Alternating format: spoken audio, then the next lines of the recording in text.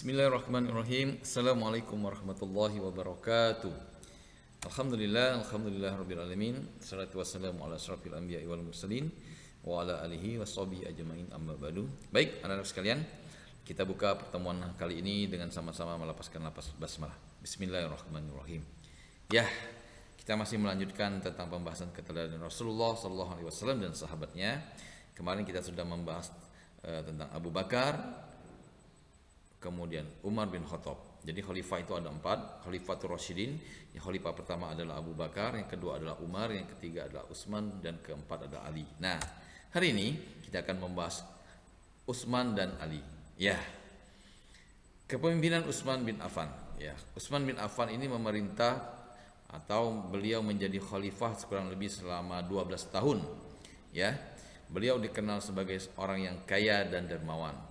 Bukti kedermawanan beliau yaitu pada masa Khalifah Abu Bakar, beliau pernah memberikan gandum yang diangkut dengan 1000 unta untuk membantu kaum miskin yang menderita musim kering.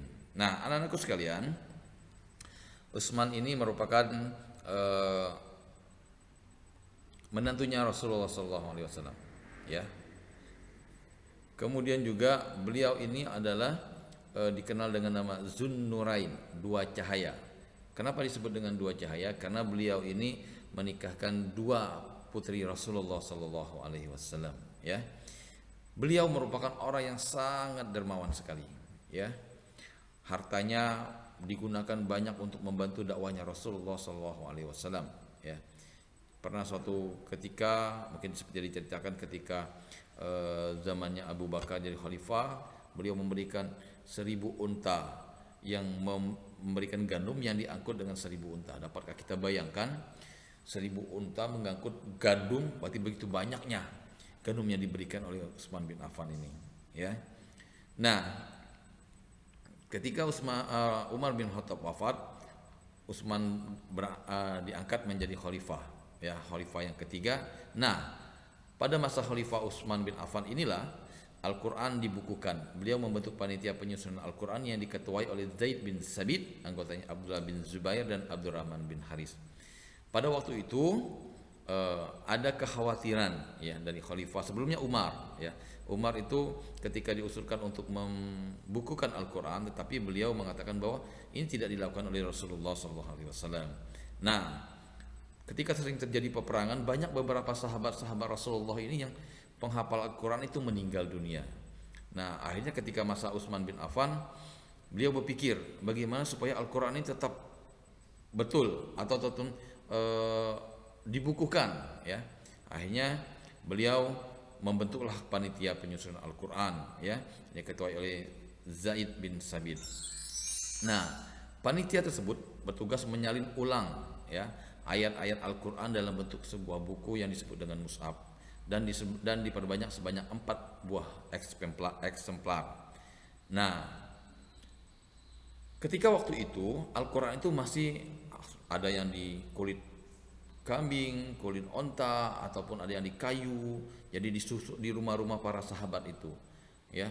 Dan juga dari para penghafal Al-Quran yang wadah itu tuh, ya, dibentuklah, dikumpullah, disusunlah dalam sebuah mushaf, ya. Kemudian dalam mushaf itu dibuat sebanyak 4 buah, ya.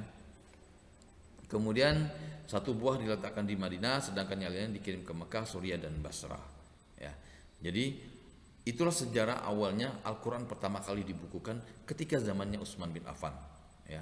Sehingga sampai sekarang, sampai ke tangan kita, ya, anak-anak semua baca, kita baca sampai dengan hari ini, detik ini, ya, itu merupakan Al-Quran dari zamannya, susunannya dari zamannya Khalifah Utsman bin Affan. Kemudian beliau juga di samping itu merenovasi Masjid Nabawi di Madinah dengan cara memperluas dan memperindah bentuknya. Jadi mungkin waktu itu Masjid Nabawi tidak bagus ataupun kurang bagus, sehingga oleh beliau diperindah dan diperluas bentuknya.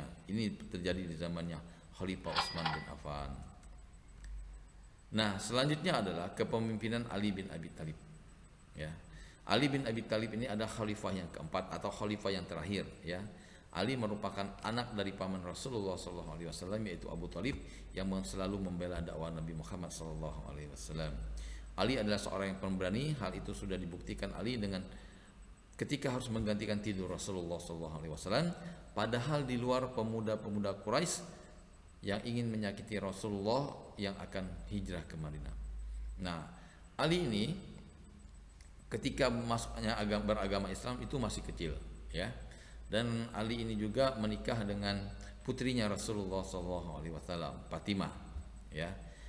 Nah, Ali ini merupakan seorang yang sangat pemberani, cerdas dan juga cerdas, ya. Keberanian Ali ini makanya waktu itu ada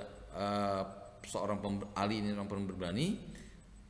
Ketika waktu Rasulullah SAW akan hijrah ke Madinah, kaum kafir Quraisy pada waktu itu mensepakati untuk membunuh Rasulullah SAW, karena mereka sudah mengetahui bahwa besok pagi Rasulullah akan hijrah ke Madinah, ya. Karena sahabat-sahabat Nabi sebagian sudah pada hijrah ke Madinah. Nah, Nabi bersama Abu Bakar pada waktu itu akan hijrah ke Madinah pada hari itu. Kaum kafir Quraisy akhirnya sepakat bahwa dari masing-masing suku mengutus para pemudanya. Jadi ketika Rasulullah meninggal atau terbunuh waktu itu tidak bisa menyalahkan satu kaum saja.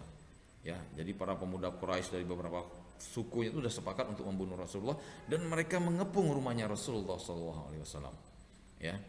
Ketika pada malam harinya, kemudian oleh Rasulullah dimintalah Ali untuk tidur di tempatnya Rasulullah SAW. Kita dapat membayangkan pada waktu itu ketika rumah kita sudah dikepung oleh para pemuda dengan pedangnya yang terhunus, Ali dengan keberaniannya yang luar biasa menggantikan tempat tidurnya Rasulullah SAW. Ya, itu merupakan nyawa taruhannya. Ya, masih banyak lagi cerita-cerita kehebatan Ali bin Abi Thalib ini. Nah, kemudian masa pemerintahan Ali kurang lebih 5 tahun, ya, jadi tidak begitu lama, beda dengan Utsman bin Affan. Kemudian Ali ini juga seorang pemimpin yang peduli terhadap pendidikan, ya, karena kecerdasan beliau adalah seorang pemuda yang cerdas sekali, ya. Beliau mendirikan beberapa madrasah untuk tempat belajar anak-anak, ya.